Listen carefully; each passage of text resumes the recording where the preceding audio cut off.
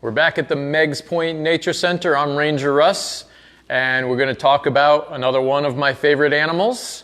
Before we get into that, we need to do all of our reminders. Everybody needs to continue to wash your hands. Wash your hands regularly. Warm soap and water. Don't burn your hands, but make it as hot as you can. Cough into your elbow, completely into your elbow, so you can't even hear talking, okay? You need to keep these things up. You need to stay 6 feet away from people around you. Unless you're in the same household, your family members, you can get closer to them, but anyone else that you encounter, you should remain 6 feet away. Even if you go into an open space like you're here at the park and you're outside, you need to keep your social distance, okay? Another thing, and this is tough because I have a beard and I like to scratch it, do not touch your face. That's a big one. People always want to touch your face, scratch your eye, something like that. Even if your hands are clean, you don't know. You may have picked something up and now you're spreading it to your face, and that's the easiest way to get this. So, keep these things in mind. We're going to keep doing this. I'm going to keep saying it every morning, every afternoon. Okay, I have some big news.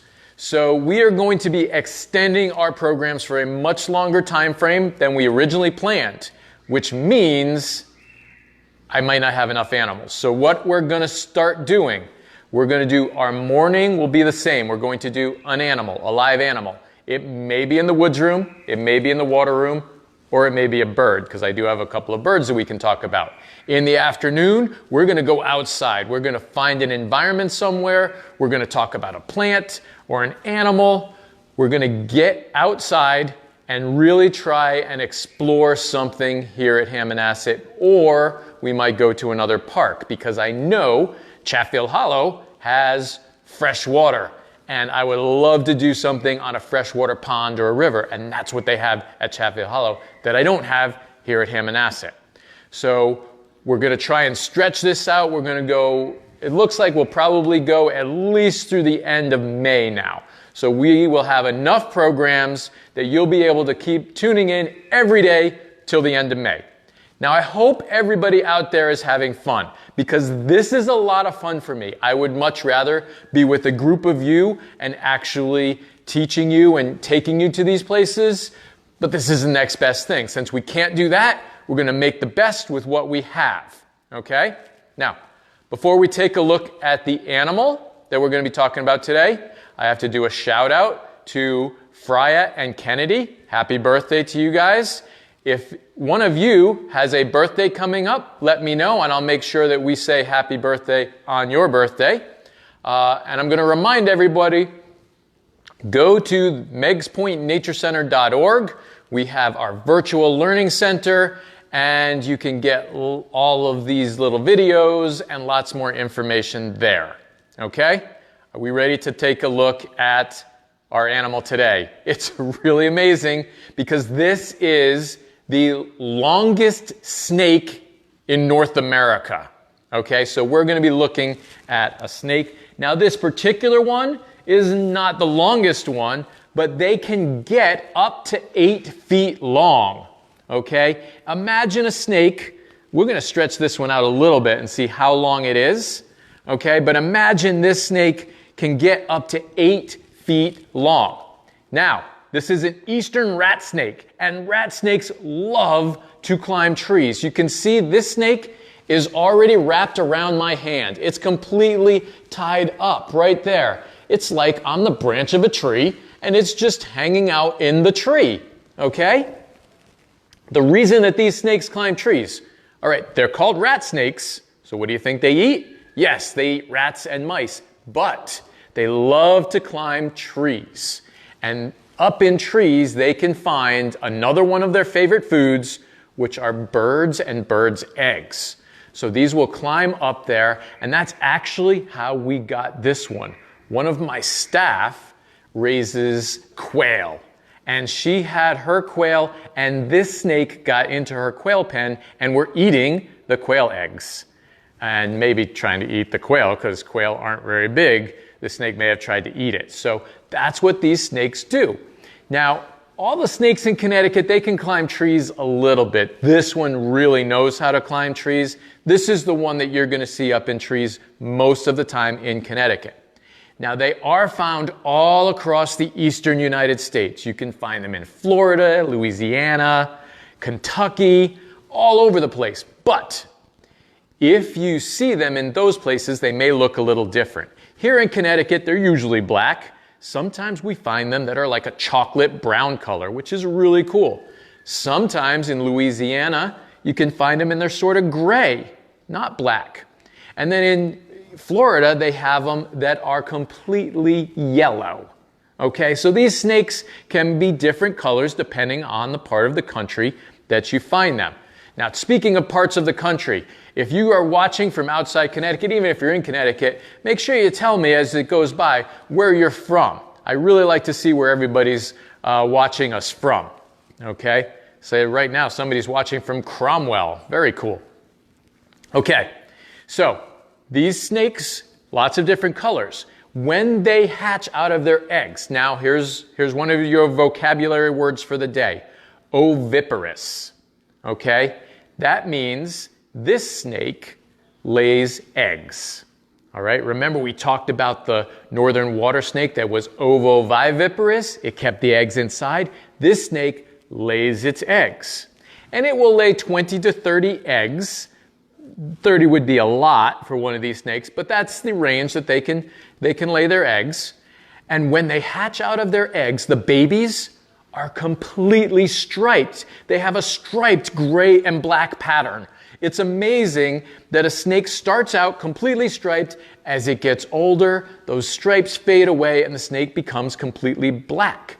You can see on its belly, it has that checkered pattern here. Okay, a little bit of white, just white on the chin. Then it turns to a checker, and then it comes and it ends up being almost solid black at the tail. Take a look at those belly scales. These are what allow the snake. See, I got my finger under one? That's what allows the snake to climb trees. She's being really good, isn't she? All right. And also notice she is missing the end of her tail. Usually their tails don't come to a point that fast. That's how she was caught, so we don't know what happened to it. Maybe she had a shed that didn't come off completely and it pinched off the end of the tail. Maybe she was attacked by something. Maybe she got caught somewhere. Lots of reasons that they could have lost the end of that tail. Now, what likes to eat snakes? When they're small, there are a few other snakes that will eat them, like the milk snake. It's in the king snake family, so it would eat this. But when they get bigger, it's really going to be hawks or owls. Maybe a fox or a raccoon would try and eat one of these snakes. When they get really long, 8 feet, probably not very many things are going to mess with an 8-foot northern or eastern rat snake. Okay. Years ago, this snake was called the black rat snake. And when we talked about all the different colors, that's the reason they changed the name, because they're not all black. So it's kind of deceiving. If you call something black, that's not always going to be black. All right. Everyone sees the snake sticking out its tongue. We talked about that with one of our other snakes. They are using their tongues to smell. And the snake, like the other snakes, can eat something 3 times the size of its head. All right, so that's a pretty big rat, mouse, or bird. All right. These snakes do bite. And almost anything with a mouth has an opportunity to bite you. And usually they're only going to bite you if you really bother them. Okay? A snake is not going to bite you because it's trying to eat you. We don't have any big enough here in Connecticut to do that. But if it's scared of you, it is going to bite. If it needs to defend itself, it's going to bite. Now, this particular snake, just the other day, it shed. Okay? Some of you may recognize this shed because we looked at it when we were looking at the northern water snakes. And this shed is from this snake. Because the snake is all black, there's not really a pattern on the shed, so you can't really see it. But keep an eye out for these. We should put this on our spring scavenger hunt, a sign that an animal was there, or maybe just an actual snake skin. See if you can find one. They're really, really neat. They're really kind of like a parchment paper or something like that. So very, very cool. Now, these snakes typically are going to live about 20 years. The longest they can live are 34 years, but that would be a snake probably in captivity. In the wild, they're probably not going to get to be that old. All right, let's take some time and see if we have any questions. Do they leave their eggs after they lay them, or do they take care of them? Very good question. You guys are really thinking about these questions. The snakes are going to leave the eggs. Once the mother lays the eggs, she leaves them. When the babies hatch out, they're never going to see their mom. They are completely on their own. They hatch out and they start to look for food. And they know how to find their food, and they know what to do when winter comes, because these snakes hibernate. So they will go and they don't dig their own hole, but they will use other animals' holes or a gap in the rocks, and they have to get down where the temperature isn't going to get colder than 52. That's about the range for most reptiles in Connecticut. They can't get colder than 52. But all they have to do is get down a few feet into the ground, and they can get a nice warm place to hibernate. For them, it's warm. For us, it wouldn't be very nice. Okay, how long do they get? We mentioned before these snakes can get to be 8 feet long. So the longest snake in North America. It's not the largest, the thickest, or the heaviest, but it is the longest. Are snakes cold-blooded or warm-blooded? These snakes are reptiles, and reptiles are all going to be cold-blooded or ectothermic. You remember that word from one of our other shows? They rely on their outside temperature for their body temperature. So whatever the outside temperature is, that's what the temperature of the snake would be. Maddie would like to know if they're endangered. This snake, not in Connecticut. If you go to Massachusetts, these are listed. I don't think they're endangered, but they're threatened in Massachusetts. So they're very common here in Connecticut, but not very common in other places. And the farther north you get, the less often you find them. Okay, what other questions do we have? I was wondering. Oh, somebody's talking about doing programs. Okay, so I'm not seeing any other questions right now, but what else can we tell you about the Eastern Ratsnake? Sam was wondering, why do they have stripes on them when they hatch? That's a good question, and it probably has to do with camouflage. A solid snake is a little bit harder to hide than one that has a broken up pattern. A solid stripe of black would be easier to spot than a mottled or broken up spot. So the camouflage is a little bit better for the babies. This is the Eastern Ratsnake. And we don't know how old this one is because we got it from the wild. Actually, we've only had it a few months. So this is how big it was when we got it.